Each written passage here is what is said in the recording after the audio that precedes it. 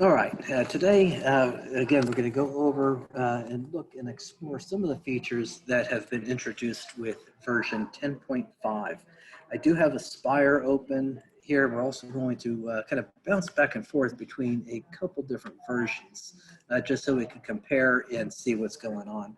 So if you do have VCarve Pro and you have version 10, and you open it up, you will see and notice that you have a little icon up here in the top right that a new version is available. That is where you'd want to start to be able to download and get it updated. Now, when you update it, it'll go through the whole install process and it will actually install two versions, or will install a completely new version.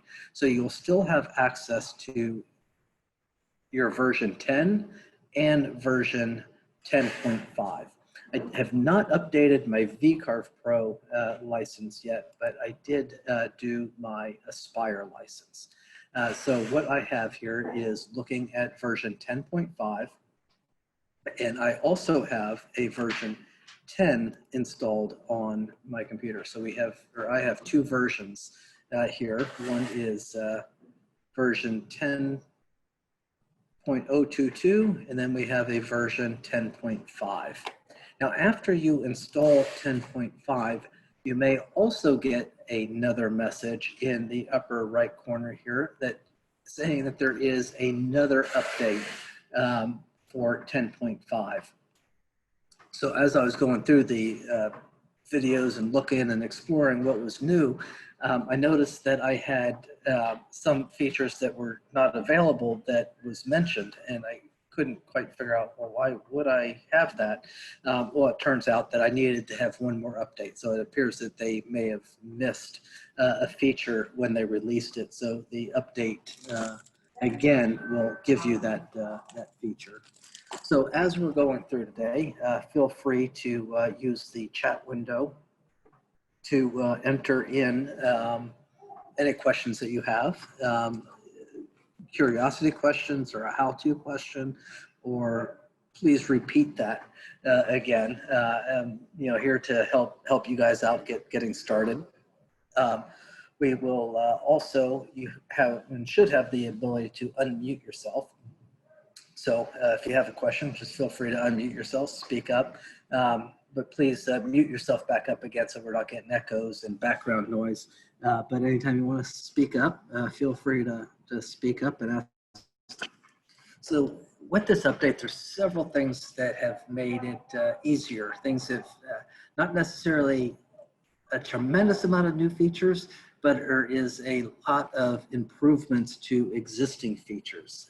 Things like, you know, trimming, creating a polyline, drawing out rectangles with radius corners. Then we have some 3D view in 3D shapes where we're able to now copy a 3D shape to the opposite side from the 3D tab window.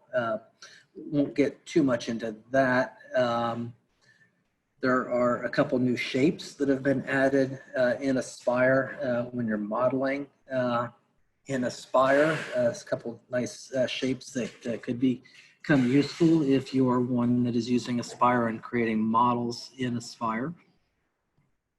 And then there's quite a bit of toolpathing changes that have been added and ability.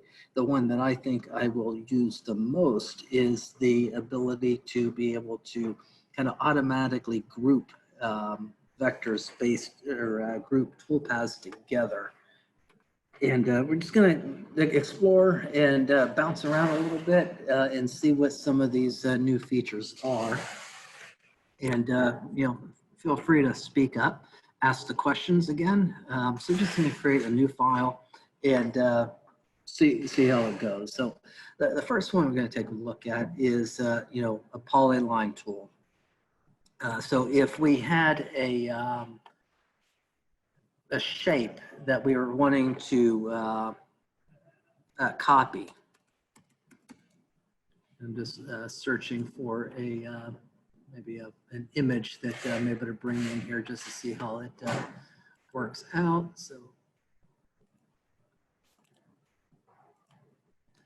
So here is a picture image. So we usually have gone in here and used the polyline tool. Again, bitmap tracing. You could use the bird. Nothing has changed there to trace this. But the resolution and the quality of trace and the resolution of the picture is really going to depend on how well that tracing works. So typically I use the polyline tool to click around in different areas of the start and end points of it. And then once that is done, I would come in to node edit and then kind of convert these line spans and smooth them out and convert those to Bezier curves. But one of the new features that we have in the VCarve Pro now allows us to convert and transform a object or that line to a Bezier curve right from the start. So as I'm clicking around, see, I am just drawing a straight line. But if I click and hold, and that drags out the corners of the Bezier. So now, with it being set to Bezier, it is creating the Bezier curve. So again, selecting and clicking creates the curve to make it a Bezier. So that is one nice feature that is really going to help speed up bitmap tracing like this to where it is all just smooth and right there to go, not having to come into node editing and make modifications. Not that we wouldn't really have to do that, but it is going to make that process a little bit faster. So once you click and drag that node and converts to a Bezier, they stay that way as a Bezier curve. To convert and draw back out to lines, it is typing the letter S, puts us back into a straight line mode and allows us to continue on with lines. So that is one of the new features in Aspire and VCarve Pro, available in both. The other one that I don't use that often, but I could certainly see how it is useful, because a lot of times I will create a sign blank that needs a rectangle with radius outside corners or a internal corner. The tool now allows us to create a rectangle and kind of dynamically change it by dragging on the screen that internal and external corners. So going into draw rectangle, just stretching out a rectangle tool. The difference that we have here now is I do have it set to a radius internal, and the difference that we're seeing here are these green dots. Just jumping over to, sorry to bounce around on you, but I am coming into version 10 just to do a comparison. So I'm seeing on version 10, drawing this rectangle tool with that radius external corner. We do not have those green squares there. So going back over to version 10.5, we see we have these green squares. So that allows us to use to drag that, just hovering your mouse over top of that green, moving it in and out. And it does get to a point where it goes the opposite direction. And notice that our option for radius external has now become set to option radius internal. So as we flip that around, it gives us there. This is a great way and an easier way to kind of visually see what you want this to look like without having to come over here, change the radius, apply, change it, apply, change it, apply. So that is definitely a useful feature that I will most likely forget about when I go to use it, but hopefully those green dots squares will remind me that they're there. One of the biggest features in the drawing side is modified the way trimming works. So have kind of a dynamic, speedier, faster way of trimming vectors. So if we have a shape that has a a pattern to it. And I want to remove all of the objects within the center here. We used to have to come in and click, click, click, and just kind of get rid of everything. I'm going to undo. I copied one too many times there. I made 6 versions and I don't want 6. I only want half that.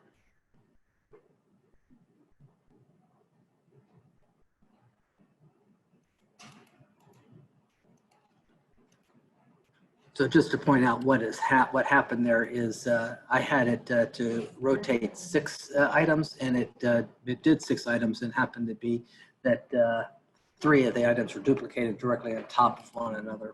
So again, going into the scissor tool, the trim tool, we used to have to come over, hover our mouse over, and click, click, and keep clicking. So now it is the case where if you click and hold the mouse button down as you drag your mouse around over top of the items that you want to trim, they just go away. So that is a quicker, much faster way of using the trimming tool.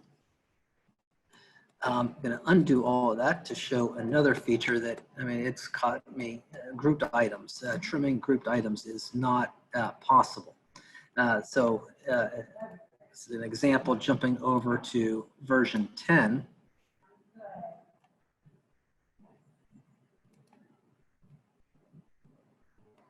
And I'm going to create the same type of pattern on 10 just to show how the difference here. So clicking the scissor tool, scanning and trimming away is not functional. You have to click on every item. The other thing that would happen with previous versions is if items were grouped. So say if I had these 2 items grouped together and you go to use the scissors, and this used to catch me all the time. I wonder, why is it not allowing me to trim these? And then after clicking around and, scratching my head several times, I finally remember that I grouped those together. So grouped objects are not able to be used as trim. This is a slight change. I'm going to do a copy of this and rotate our item here. Holding the control key down to get it to snap exactly right place. Going to group this one together and then do a control V to paste our other pattern back in there. So now we have a grouped item on top of an ungrouped item. So now when we go to use our scissor tool and you go to try to trim over top of a grouped item, it shows it as a grouped item. So it is saying that, hey, this is grouped, you're not going to be able to trim it, but our objects that we are that are not grouped, the grouped items are being used as a containment or a cut line for it. So it allows us to be able to, again, just quickly go through and hover and drag over top of everything and trim things away. But again, it is not really trimming anything of that grouped item, but it did allow us to trim other items to that grouped item. So to trim this area away, we'd have to ungroup that. And again, using the scissors to come in and trim that out. An undo does an undo of every individual trimmed item. So definitely a much faster method of being able to trim items away and clear things out. One warning, when you are trimming, a lot of times you might have a very complicated design and you're kind of zoomed in on this design, trimming things away. Do a zoom out or a zoom all just to make sure that you're not accidentally removing or trimming away lines that you just can't see in the model because if you're zoomed in. It's happened to me a few times where you zoom out, oh no, I just got rid of a lot of items that are on the outside where I wasn't able to see, and then you're kind of try to do an undo to back it all the way up into a area that wasn't there.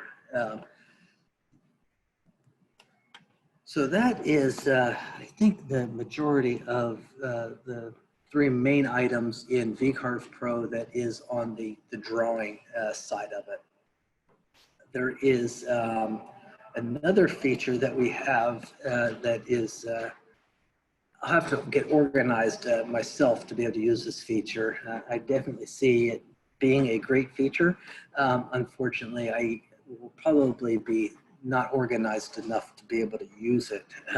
But this is the saving a template. So the save as a template right here allows us to be able to save your material as and the setup and the job setup the same way regardless of having it come in there. So an example would be, going in and creating a new file. If I am always, majority of my work in materials, say I am working with 24 by 18 3/4 inch plywood or HDPE, I would be able to save that. It's a single-sided job, always going to zero this material to the table surface, and we'll say okay. I could then save this as a template.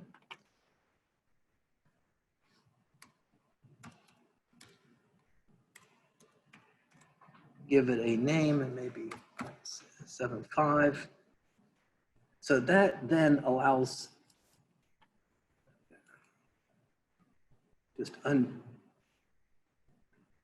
no, I do not need to save changes, and just resetting this to something different just so we can see how the template reopens. Going into file, and this time I'm going to say from, not new, but new from a template, and selecting that template file and open it up. No, I do not need to save the changes, and all of those settings that we initially set are listed there.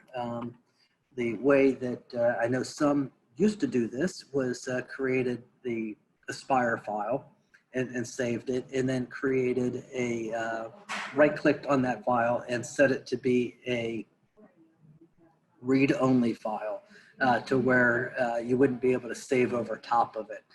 But this prevents or saves you a step from having to go and do that. And you could also save templates with geometry on them. So say if you have a, some sort of design that you do that is, a sign, let's say we are somebody that does, hotel signage, and we have room numbers across this sign, and we could save this as a template file, and when we go to open it up, the template file will be here, and it will be exactly what we see, and then all I have to do is change the text or that certain area, so that it helps speed things up maybe a little bit for repetitive jobs.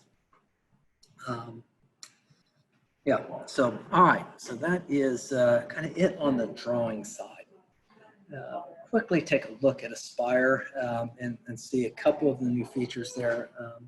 Most of you probably are not into the 3D modeling aspect of it, so we won't spend a lot of time on it, but if you do have more advanced questions or questions that's not covered, ask it in the text. I'll try to do my best to cover it now. Otherwise, maybe we could do a more advanced training session on how to design and create three-dimensional objects. Going to the modeling tab, there is two new shapes that we're able to create. So first, to create a shape, we need to have something to create a shape from. So I'm going to draw simply just let's go with the rectangle, the square outside corners, and then going to draw a circle that is, I'm going to say concentric to that square, although I don't think that's technically right. The two new features or shapes that have been added are the concave and convex or smooth shapes. And this allows us to create more of an S-style shape to this. So just to quickly see what happens with this, I'm going to select the circle and let's say no limit.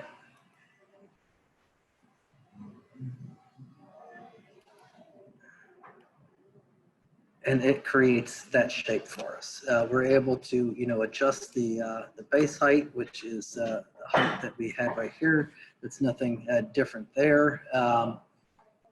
We could limit the height to a different shape. We could set it to an exact height. That's the base height. And let's just explore what we have here for this other shape here, rather than more of an S smooth up and around.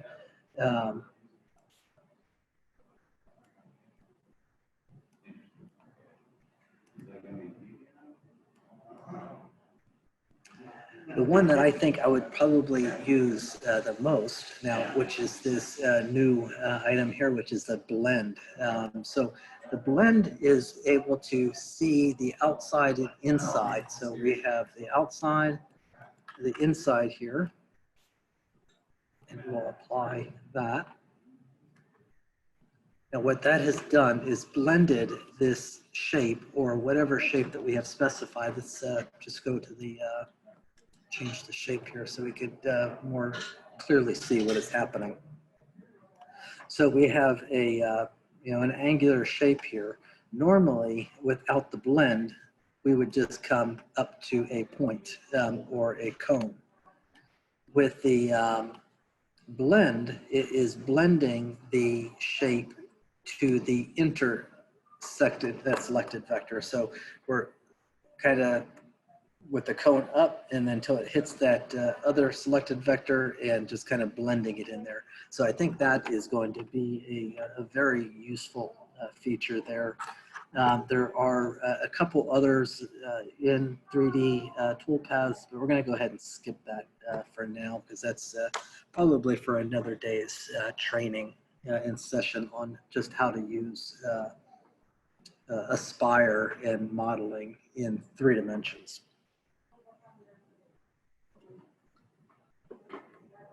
So most of the other changes, or all of the other changes that I am aware of, and hopefully I'm catching them all, is done and has been created on the toolpathing side. The one that I'm excited about, I want to try it. I don't know how often that I'll actually use it, but I know I'm going to at least do it once, is a new toolpath. It's called threading. So we're able to create a threaded hole and either in, make threaded wood dowels or wood inserts, or I'm kind of excited to see how it works out in aluminum. If I can't use VCarve Pro to tap out or cut threads in aluminum,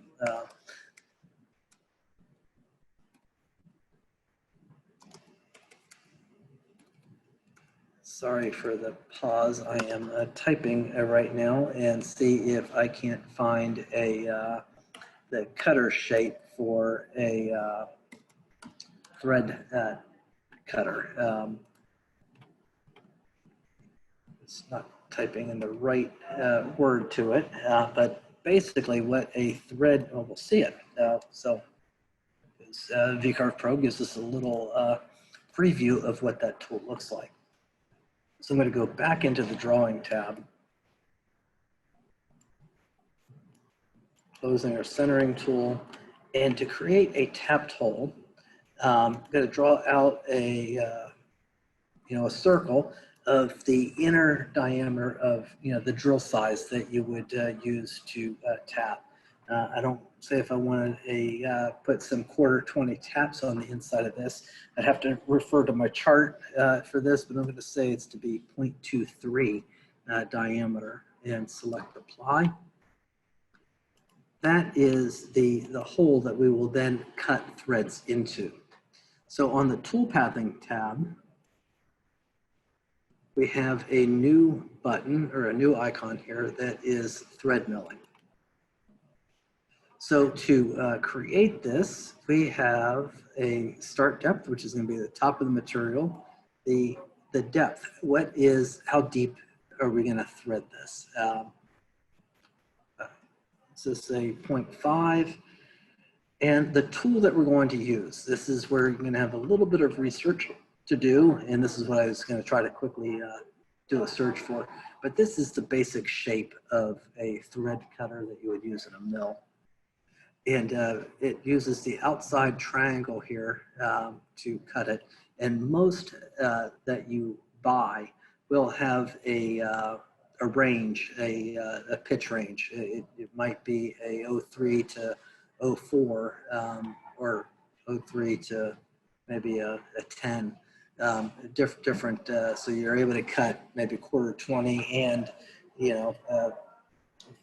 5/16 16 using the same cutter in here. So once you get all of the information of that geometry and of that cutter entered in here, you would be able to select it. I'm just going to allow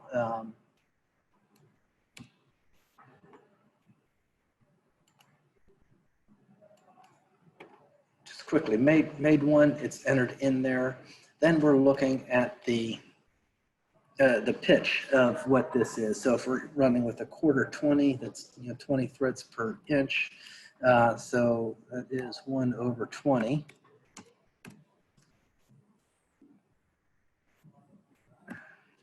Which is 0.05. Now I think we have pitch presets. So let's explore what we have here. Well, I didn't need to know that math because I could just come down this list and select a 1/4 inch, and hopefully I was right. It is 0.05. Just to prove that that works, let's select another bolt here and go with a, yep. So we can see that that is changing based on the selection that we have entered in the text box here. So the diameter of our hole is at 0.23, and that's what we specified. We want to cut internal threads. That would be for a hole that we're wanting to thread into. External would be creating the bolt.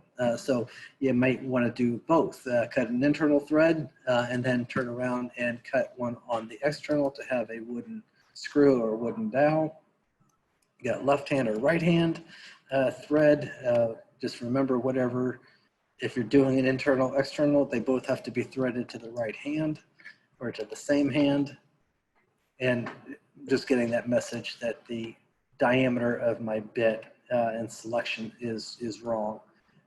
So just to show what our tool path is going to look like, just scaling that out. It's really wrong. Sure enough, 4 inches. So let me undo and go ahead and set this up a little bit better. So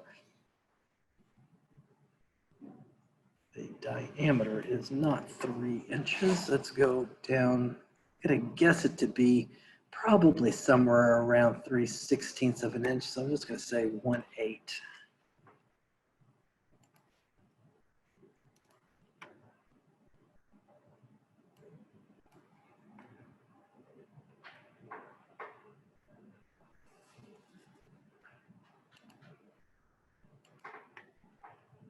And with that selected, we could calculate, and then we could see that what is going to happen here is it's just going to spiral its way down into the material, cutting the threads on the inside of that hole.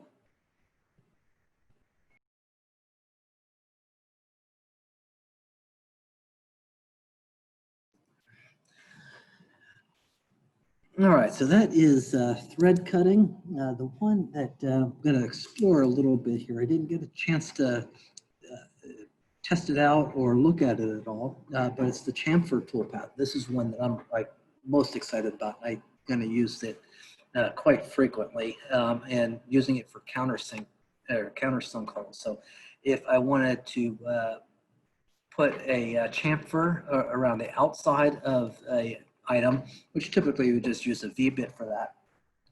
But you would normally have to do some math to figure out what offset you wanted to do this. And it was a little bit of trial and error. So the chamfer toolpathing has kind of corrected that. So we're going to leave that hole there. And I'm also just going to draw out a larger rectangle to use the chamfer toolpath on. So the chamfer toolpath is listed right here, and it allows us to use a ball nose or a V-bit. So the ball nose would be used if our angle of bit does not match our selected cutter. So I'm going to come up in here and use the 90-degree V-bit. I have to create this, or I will copy it into my aluminum settings. So see, the 90 is selected, and straight away it gives us a included angle of 45 degrees, and that's what the 90 degree would be. We have, I don't know why we the inside, but it's very nice that it's giving us the arrows to show us which way it's being offset. Let's see if it goes to the outside. That is looking good. We'll explore both of these.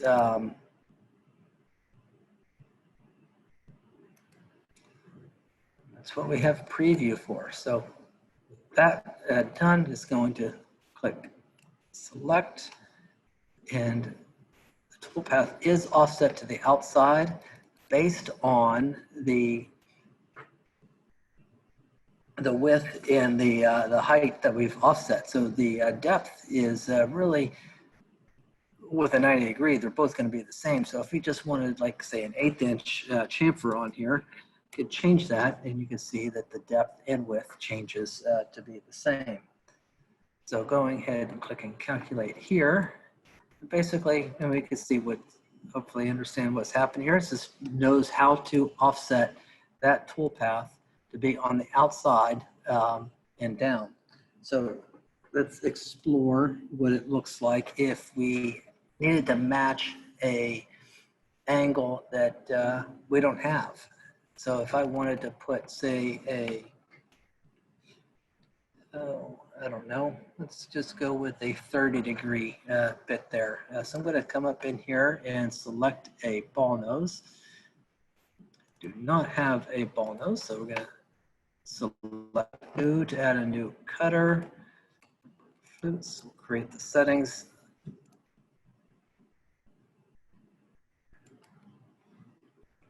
Now with the ball nose selected, notice that we now have an option to be able to select the angle. So let's go with a 30 degree, and we can see that the math is working itself out for us. I'm guessing if we change the values here, or values here, the angle is also going to change. So changing any one of these all are kind of in sync with one another. So let's see, yep.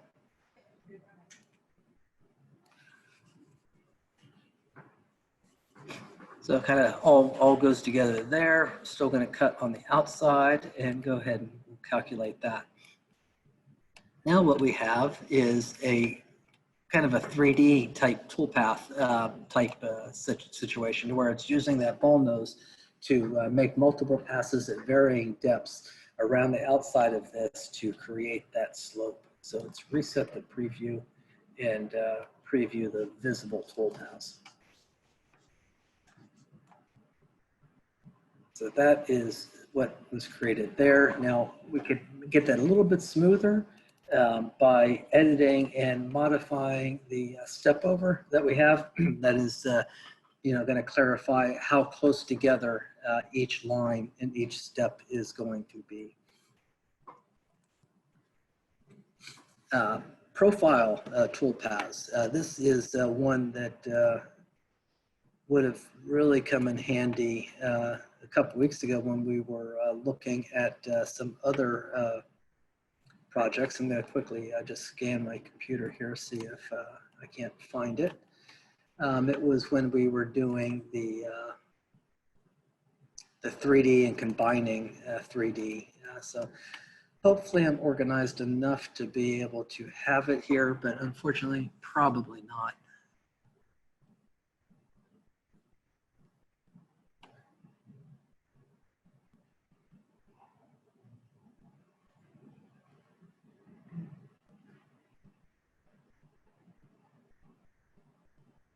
I'm not seeing it right off the bat. One of the things that I do quite a bit to see, hopefully it is one that I worked on recently, and it is not. So anyway, we'll kind of come back to that. So the pocketing toolpath allows us to be able to select multiple tools to be able to use to clear things out. So if we had a shape and we had some text within this shape,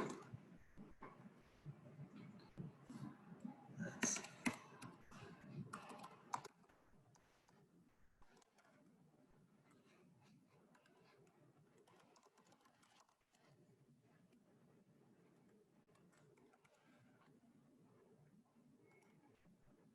give it a different font. And I'm on single line. That is not what I want.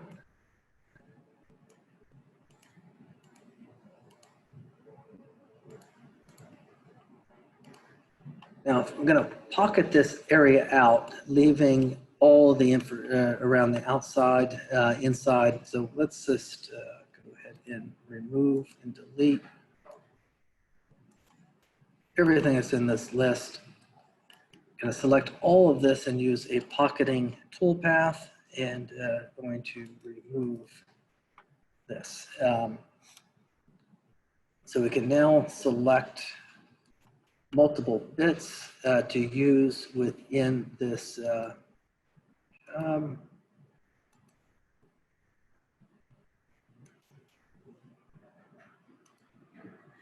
say if I wanted to use a 3/8 bit to cut around the outside of most of it, let's just calculate and see what happens.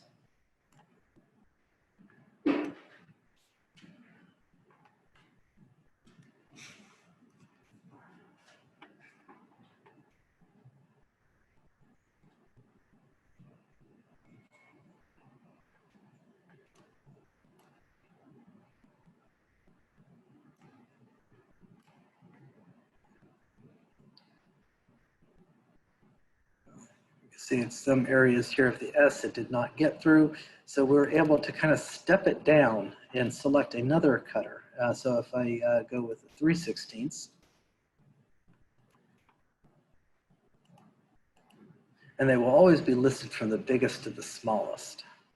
And what is going to happen now is it will still toolpath it for that 3/8 cutter and create the smaller bit for the more detail. If we really wanted to get even finer and save even more time by going around and getting some more in-depth areas, we could change and add another item to that list as well. So that is one that I might use. I'll tend to forget all about that one.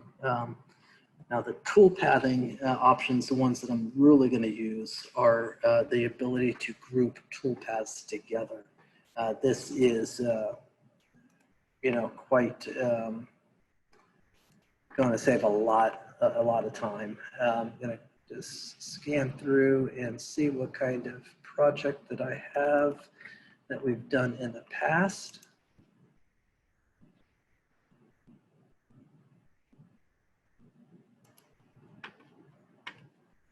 Might have multiple cutters in there. So this was,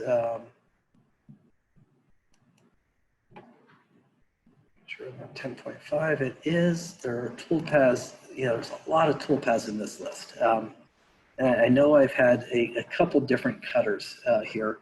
So one of the very nice features, I mean, this is one that I'm going to use a lot, is I broke all my rules here that I've always talked about, is not naming them default names. So I have no idea based on these toolpath names what is what or what bit is being used other than having to hover over top of the item there, and it gives you some information about it.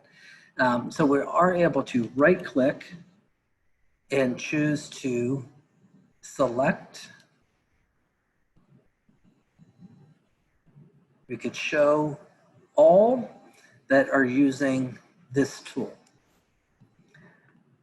So we can see that all the tool paths are now visible that are using that selected tool, which is an 1/8 inch cutter. At this point, we could right click and say group the visible tool paths. So that is right there is huge. So now I could like group that together. It is in that group, select to rename, and I could now name this 1/8 inch cutter. Some issues with my caps lock. I'm going to do the same thing here, not even certain what cutter size that is, 1/4 inch. So I'm going to do the same thing and show all that are using this tool. And it looks really like the majority of, oh, no, there's one down there that is not. So I'm going to do the same thing, right click and group the visible toolpaths together. I'm going to right click there and rename that group to 1/4 inch.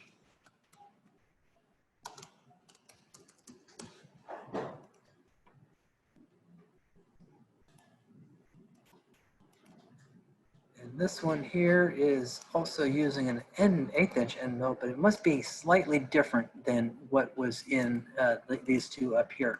It might have a different tool number or geometry is slightly different, so it didn't select it. So even though it is an 1/8 inch end mill, it's different in one way or another. And I could see that difference is the tool number. So the tool here, we can see in the brackets there, it's tool number 4. Where the 1/8 inch cutter up here is tool number 5. So that is the reason why it did not get selected in that 1/8 inch cutter.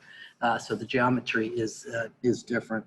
So that is a nice, easy way to group tool paths together. Let's see if it was undo. Undoing does not function, but that's okay. Let's see if we can open this again. Hopefully I didn't save that. I tend to click save by accident sometimes. Good. So the reason why I wanted to open up another version of this is there is another very nice feature that is allows us to save toolpaths out.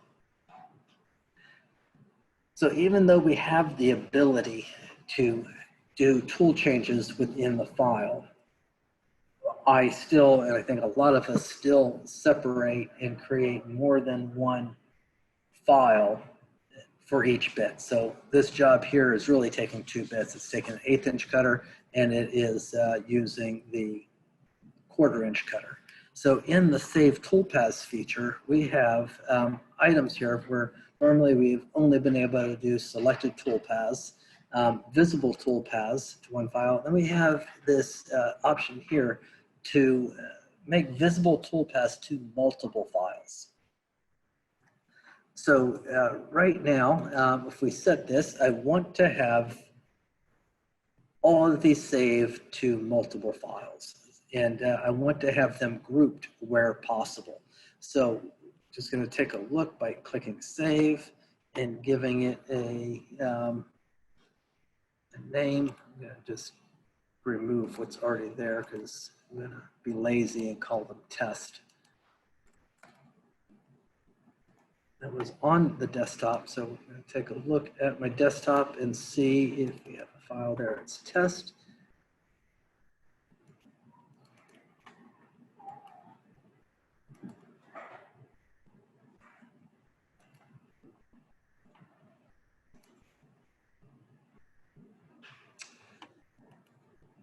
Not what I was expecting to see, so I'm just going to jump over here and look again.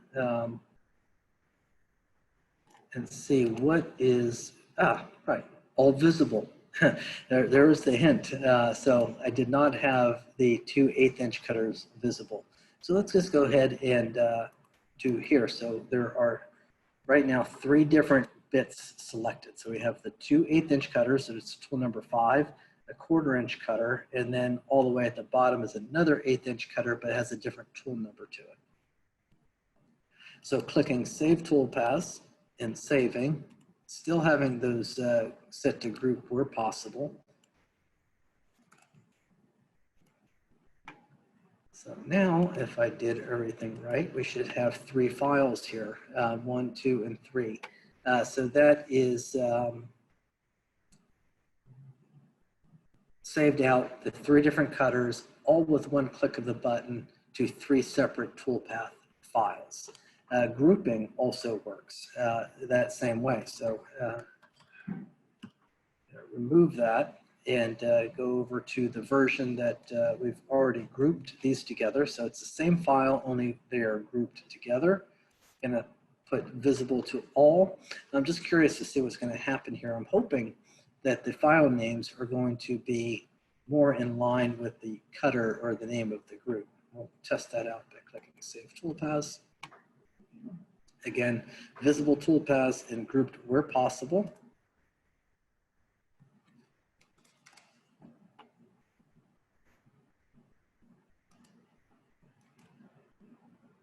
No, so it still gave us the same names, the different profile 1, profile 3. So I'm still going to emphasize it is important to try to name the toolpaths in that list, you know, a logical name, something that is going to be recognizable to what is going on.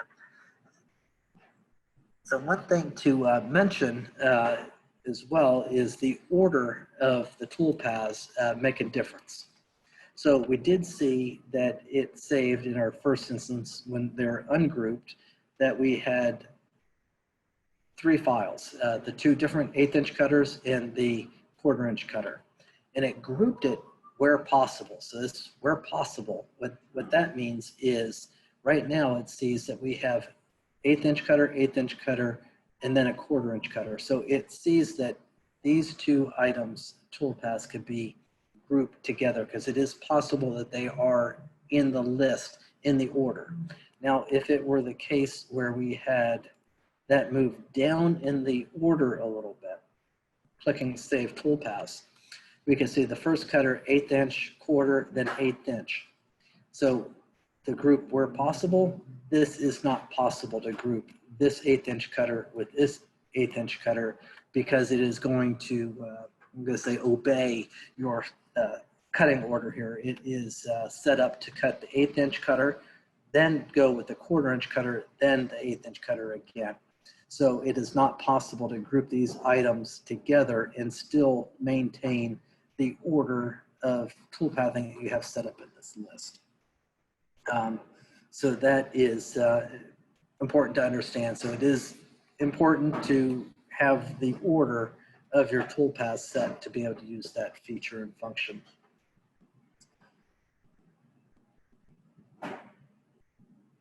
The next item that we have, while we have a huge list of items here, toolpaths here, you know, we do have this recalculate all button. That is, you know, nice to use. There is a function to be able to recalculate only the visible toolpaths. So if we've you know, only made changes to a couple of these and we don't want it to go through all of these toolpaths and recalculate it, we only want it to recalculate the toolpaths that are visible, and right click and be able to recalculate only the visible toolpaths.